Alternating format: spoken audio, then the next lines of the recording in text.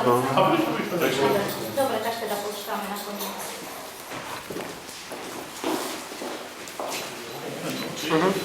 Je veľmi dobré, že som podal trestné oznámenie na neznámeho páchateľa, nie na pána doktora Cifruša.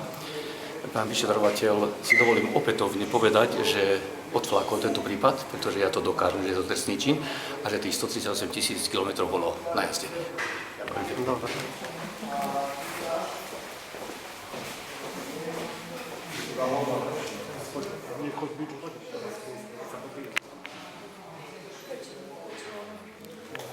Či je to podanie trestných oznámení na nezávislú osobu, alebo teda neznámeho páchateľa, ale vždy podanie je niekto, ktorý zodpovedá za úrad, je to primátor. A jednoduchým spôsobom sa to dá vyriešiť, keď od tohto dňa nejakým spôsobom sa pán doktor bude venovať nie vyšetrovacím veciam, ale primátorským. A prestanú tieto osočovania, pretože viete, to není o mne, lebo ja som bol pripravený na to. To je o mojej rodine, o mojich deťoch a o mojich rodičoch a tak ďalej. V prípade môže to byť vodič, ktorý dovolím si povedať kradol benzín, mohol byť to nejaký zamestnanec mestského úradu. Ja som nikdy nepovedal, že to bol doktor Cifruš. To, že médiá to prezentovali tak, ako prezentovali, to je ich problém a nech podá trestné oznámenie na médiá, či na, ja neviem, TV alebo na hoci ktoré iné médium, alebo Markízu, či televíziu, STV jednotku. Nikdy som to neurobil, ani teraz. Ja tvrdím jednu vec aj teraz, že ani teraz nehovorím, že pán doktor Cifruš je zlodej, to v žiadnom prípade nie, ale v každom prípade tvrdím to, že každá jazda, a mám za to dôkaz, bola podpísaná primátorom Cifrušom. Takže my si to môžeme rozdať. Podal som trestné oznámenie konkrétne na osobu pána doktora Cifruša za to, že v podstate uvoľnil predaj pozemku po 165 km, ktorý je Pašoka, a predal to ďalej po 1650 km. Ale v tejto veci som nepodal trestné oznámenie na doktora Cifruša.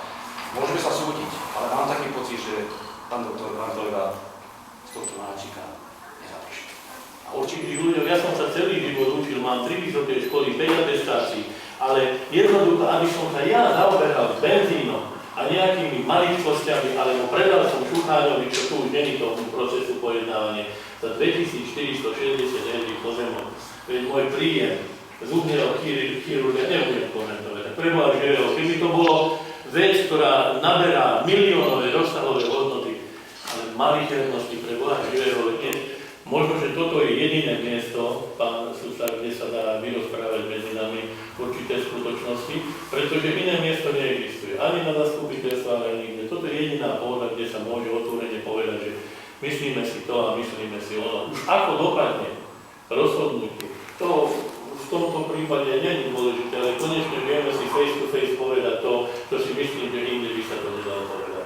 Pretože darmo by som sa obhajoval nejakým iným spôsobom, obhajiť sa môžem jedine tak, keď dáte na tú priestor, takže potom ja trvám na tom, aby sme žalobu na ochranu dobrého mena podľa paragrafu 11 postupovali ďalej a už mňa ani tak nezaujíma tá podstata problému, ako dopadne. Ja som si toho plno vedomý, čo ste mi povedali a som si toho vedomý, ale snáď možno donesie určité svetlo do určitých prípadov, kde určité veci sa objasnia a možno, že takýmto spôsobom sa dostaneme k záveru. Ešte ja mám jednu myšlienku. Štefan, v jednej veci sa mýliš. Nepodal som trestné oznámenie na teba, ako na doktora Štefana Cifruša, bývalého primátora. Som podal na neznámeho páchateľa. To je materiál, ktorý sa nachádza na vyšetrovačke.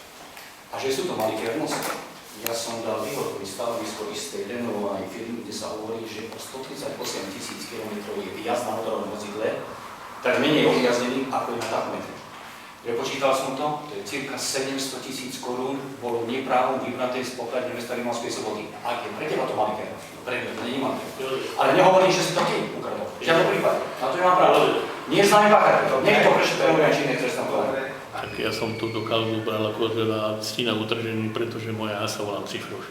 Ja sa nevolám nejaký putnoký, nejaký bezdomovec a pre Boha živého Adam si niekto nemyslí, že v dnešnej dobe ma zaujímajú nejaké benzínové lístky, lebo ma zaujíma benzín. Ja aj dodnes tvrdím, najazdil som strašne veľa, bola doba hektická, bolo treba sponzorstvo, bolo treba fotbalový klub riešiť. Myslím si, že nikto nemá záujem natáčať. A ešte raz vám hovorím, mám priateľov od Koší, od Bratislavy, mám rodinu, A nehovoril som na dnešnom pojednávaní nič také a mám spisov kopu, ktoré by som mohol urobiť. Proste zákernosť a zloba človeka, to je podstata problému.